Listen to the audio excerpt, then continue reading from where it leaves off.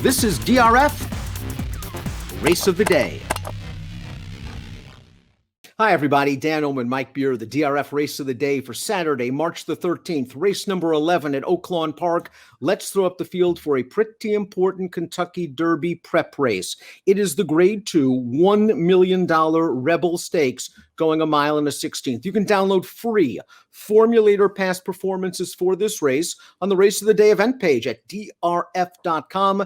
Access them, handicap along with us. It's a nice matchup, Mike. You've got Caddo River, who dominated them on the Smarty Jones in his first start this year. He breaks from the rail with speed. And then you have the sort of X factor, the Bob Baffert Invader, the 7 Concert Tour stretching out for the first time. It is interesting between those two, the two morning line favorites. I guess, at least at this point, Dan, they both have a chance to make it to Kentucky the first Saturday in May. We'll see how they do in this race. I guess I wouldn't just totally dismiss the 6. Keep me in mind. I mean, you know, he hit the board in the Breeders' Cup last year. He hit the board in another Grade 1 last year. That horse was pretty good as a 2-year-old. Let's take a look at the Timeform US pace projector and keep me in mind who we see hovering at the back of the pack. He'd appreciate it if Timeform US is correct in their assessment that this could be a fast pace. Caddo River has to go from the inside post. Concert Tour stretching out naturally is going to show speed as well. Yeah, I think you will see, some horses try to get forward in here. I mean, I suppose Caddo River just, drawn to the rail. I mean, I guess they'll just go forward with him and see how fast the pace gets. Caddo River, the number 1, has raced twice in route races, both at a mile. He has won those races by a combined 19 3/4 lengths, including this romp in the Smarty Jones.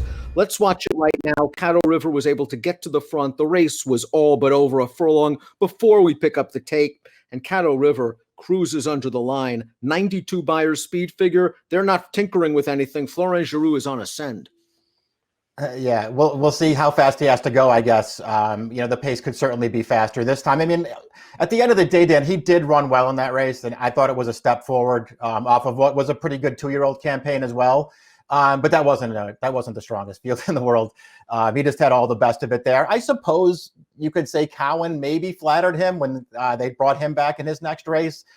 I don't know. I think this horse is actually pretty good. I don't even think we've seen the best of Caddo River yet, though. That's what I like most about him. Cowan, of course, came back with trouble in the Saudi Derby, and he ran very well all the way halfway across the world. The 2 is Big Lake, sort of an interesting contender, a little bit slow on the Beyer scale, but this son of Triple Crown winner American Pharaoh is 2 for 2 around 2 turns for trainer Steve Asmussen, and I like the tactical speed he's shown in his races. He's versatile. He can come from out of it or sit up close. Yeah, he showed, I felt like he showed much improved tactical speed last time in particular, Dan. He traveled very strongly in that race, up with the pace. I didn't love the way he was finishing in there. That concerned me a little bit as he steps up to face some better horses here, but he has certainly run pretty well in his last 2 starts. Baffert, of course, sends the 7 Concert Tour. He also has recent maiden winner Hosier, the number 3. Let's watch the second lifetime start, the first route for this son of Pioneer of the Nile that sold for $625,000 as a yearling. Now, Fenway is on the lead. Fenway has been a big bust in Southern California, and it looked like Fenway was finally going to graduate. And I'm not sure if it was Hosier running him down or Fenway being Fenway and the Red Sox settling for second again. This was not a great group that Hosier beat, but he beat him, and Baffert is showing confidence shipping out of town.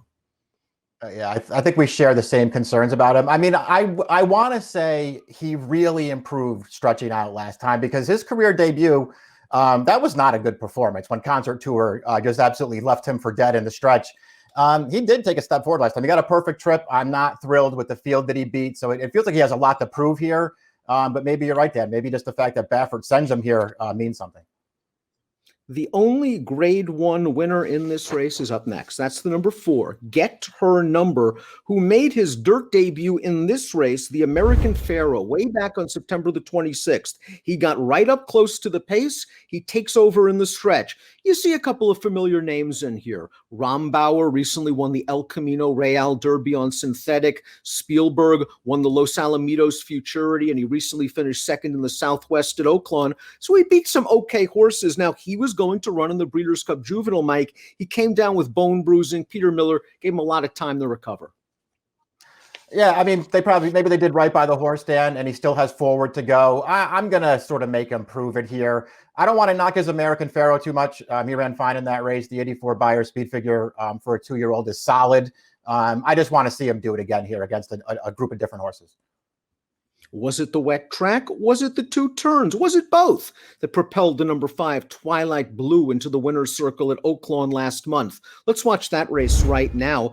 First time going long for Twilight Blue, and I like that he was patient in behind horses. Seam opens up, though, for him, Mike. He's going to shoot right on through. He's going to win by a narrow margin. It was a step forward. Now I need another step forward as he faces tougher horses, but he's getting herded in pretty decently here in mid-stretch. Yeah, you can give him some credit for being game here. That horse that was on the lead there did try to shove him over to the rail there. He was game to come through and prevail. All in all, Dan, up until that point there, boy, this horse get a perfect trip in that race, just sitting right in behind, never had to leave the inside, and opened up for him in the stretch. I mean, he did what he had to do, but another effort like that, probably not going to get it done against this field. Keep me in mind, as a maiden last year, ran second in the Grade 1 Breeders' Futurity behind eventual champion Essential Quality, and then was a late running third in the Breeders' Cup Juvenile. Let's watch the Juvenile. Of course, Essential Quality won this race. Now, Keep Me in Mind benefited from an extremely fast pace in the Juvenile. He was just run off his feet early, but he is going to come with a good, strong run to finish third. He came out of this race with a score, winning his maiden in the Grade 2 Kentucky Jockey Club. Now, my concern is, Mike, that Kentucky Jockey Club has just come back terrible.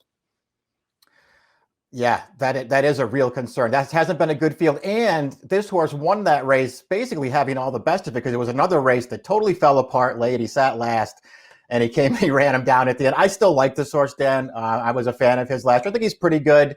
So I wouldn't just totally dismiss him, especially if, the Cox horse and the Baffert horse are going to take all the money. Baffert has had, of course, tremendous success at Oaklawn. Concert Tour the 7, a third-time starter, stretching out for the first time. Reminiscent of Nadal, who won the Rebel last year, stretching out for the first time, I believe, off a couple of sprints. Let's watch Concert Tour's San Vicente, his first start out of the maiden ranks. This race at 7/8 of a mile. He got up close to the pace on the outside. He's going after Freedom Fighter, his stablemate, and I'm not really sure I'm going to say he worked to get past this horse. He gets tapped a couple of times by Rosario. He always seems to have Freedom Fighter's number. I think there's a concern. Freedom Fighter did not run well last week in the Gotham. He did not flatter this race. No, he didn't. Freedom Fighter, yeah, we'll see, what happens with him down the line. To me, Freedom Fighter just isn't that good, but I would be more mindful of the way that you laid out that last race, Dan, because even though it was, pretty close, and it's not like Concert Tour buried that horse, it always looked like he was going to win. And it just kind of felt like Rosario had him doing just enough to get the job done. This horse was really impressive, I thought, winning first time out. He did what he had to do with the figure last time. And now they'll stretch him out around 2 turns and see what happens. I have no problem with him, Dan. I think he's a pretty nice horse. I just feel like he may not be as good as some people are sort of projecting him to be at this point. An underrated performer who I think will drift off the 6-1 morning line is the 8 Super Stock. Just consider, we didn't hear anything from the press about Super Stock.